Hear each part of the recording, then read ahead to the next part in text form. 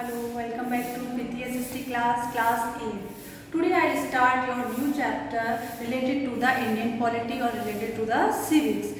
Now in this chapter we will discuss about the Indian Constitution and you will get the PDF of the chapter 1 related to the geography, that was resources, you will get today. Now in this chapter you will study about the Indian Constitution and about the Constitution. Many countries have constitution that are democratic and some those who have the constitution they are non-democratic.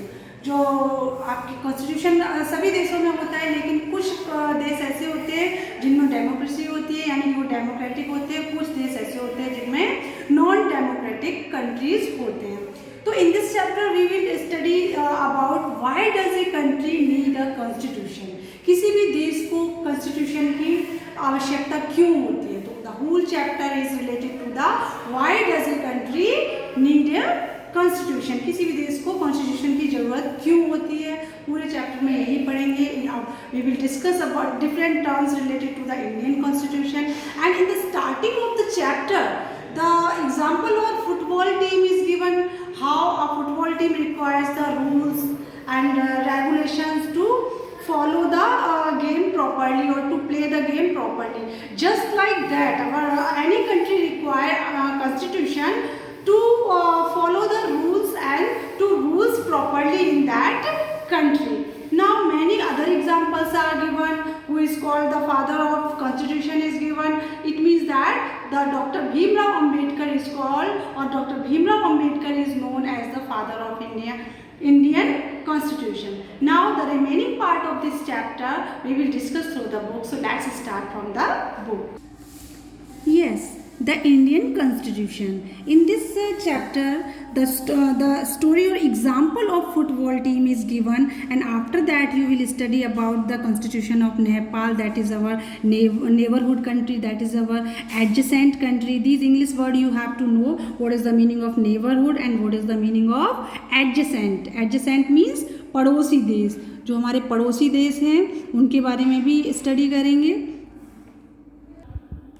Yes, the Indian Constitution. In this chapter, we are going to begin with football, a game many of you have probably heard of or even played. As the name suggests, this is game that involves the player's feet. You know that it depends on the name, that the name is consist of two words, foot plus ball. So it is related to our foot. It means to our feet. जैसा कि नाम से पता चल रहा है कि हमारे feet से related है, तो it is the player in which the player play with their feet. According to the rules of football, if the ball touches the arm of any player except the goalkeeper, then this is considered a foul. It means that whenever the ball touches the arms of a player, it means there will be foul, and only the except the goalkeeper, it cannot touch any player's arm.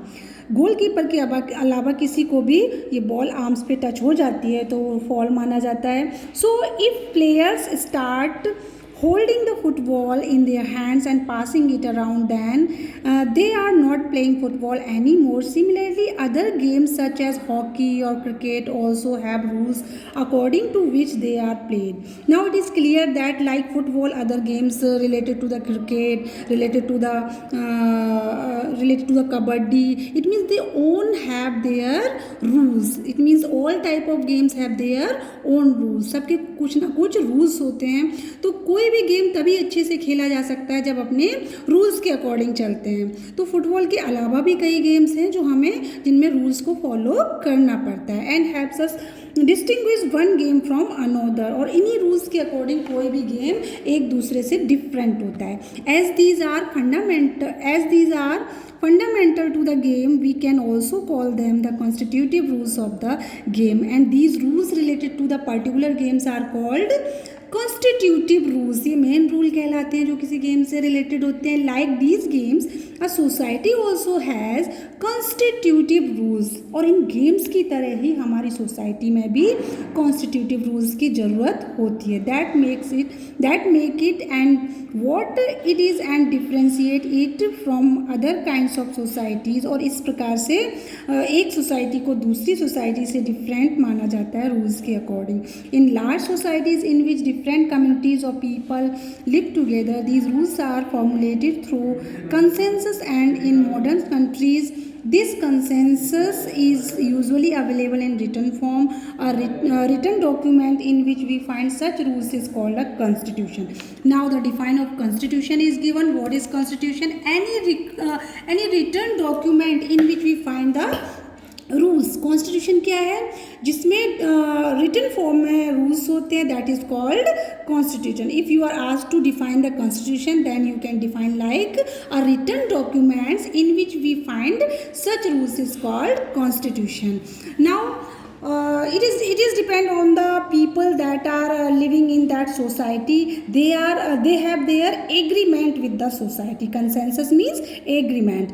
Now we have looked at Indian Constitution in classes 6 and 7th in our social and political life textbooks. अपनी previous classes में, चाहे आप वो 6th class हो चाहे 7th class हो, आप लोग social and political life textbooks में पढ़ चुके हैं. यानी कि civics का जो portion है उसमें Indian Constitution में आप पढ़ चुके हो कि उसके बारे में ये होता क्या है.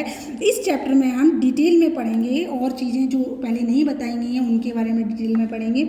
Have you ever wondered why we need a constitution or been curious about how the constitution got written or who wrote it? अब आपके मन में क्वेश्चन आता होगा कि किस प्रकार से कॉन्स्टिट्यूशन की हमारे देश को आवश्यकता होती है, किस प्रकार से सभी देशों में कॉन्स्टिट्यूशन की आवश्यकता महसूस हुई. हमारे मन में क्यूरियोसिटी होगी ये जानने के लिए कि कॉन्स्टिट्यूशन है, कब लिखा गया, किसने इसको लिखा. तो in this chapter we will discuss both these issues and also look at key features of the Indian constitution. तो इस प्रकार से इस चैप्टर में हम कई डिफरेंट फीचर्स इंडियन कॉन्स्टिट्यूशन के बारे में पढ़ेंगे. Each of these feature is crucial means important to the working of democracy in India, and some of these will be focus of different chapters in this book, and some of these rules related to the different types of democracy or the countries which are non-democratic, they all require constitution. Now next, why does a country need a constitution? किसी भी देश को किसी constitution की ज़रूरत क्यों होती है, तो इस समय हम डिटेल में पढ़ेंगे कि क्यों होती है. Now first we look the picture is given. In this picture that is related to the 1934. ये 1934 से रिलेटेड है, जिसमें इंडियन नेशनल कांग्रेस ने भारतीय संविधान की डिमांड की थी. इसमें पंडित जवाहरलाल नेहरू दिखाई दे रहे हैं आपको, that he is addressing the assembly. किस प्रकार से वो एड्रेस कर रहे हैं असेंबली को. और तो अपने इंडियन कॉन्स्टिट्यूशन की डिमांड सबसे पहले कब की गई थी? इन 1934. That was the time in which second world war going on. उस समय जो सेकेंड वर्ल्ड वार था वो चल रहा था. उस समय सेकेंड वर्ल्ड वार चल रहा था. आपको पता होगा कि सेकेंड वर्ल्ड वार कब स्टार्ट हुआ था? 1939 टू 1945 तक चला था. तो उस समय क्या था, अब जो अंग्रेज़ थे, ब्रिटिशर्स थे, उन्होंने हमें मान्यता कैसे दे दी? क्योंकि उन्हें भाई वर्ल्ड वार चल रहा था तो उनको भारतीयों की ज़रूरत थी उस युद्ध में, सेकेंड वर्ल्ड वार में. तो उन्होंने भारतीयों से डिमांड की कि आप लोग पार्टिसिपेट कीजिए सेकेंड वर्ल्ड वार में, लेकिन भारतीयों ने मना कर दिया और ये कहा, उनके आगे एक शर्त रख ली और इसका फ़ायदा उठाया कि हमें हमारा खुद का कॉन्स्टिट्यूशन चाहिए.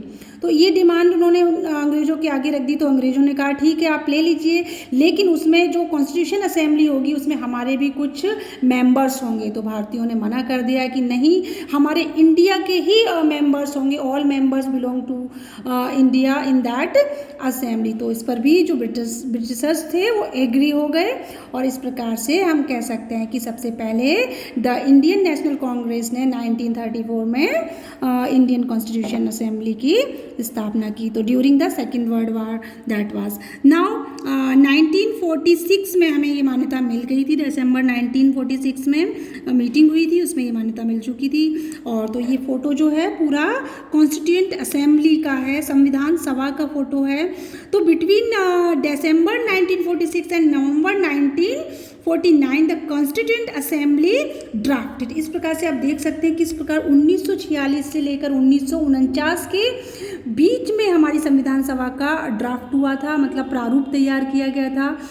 फिर उसके बाद free to shape their destiny at last after 150 years of British rule, इस प्रकार से 150 सालों के बाद ब्रिटिशों के शासन के बाद हमें ये अपना संविधान देखने को मिला. Now we will discuss the chapter in detail in next video lecture.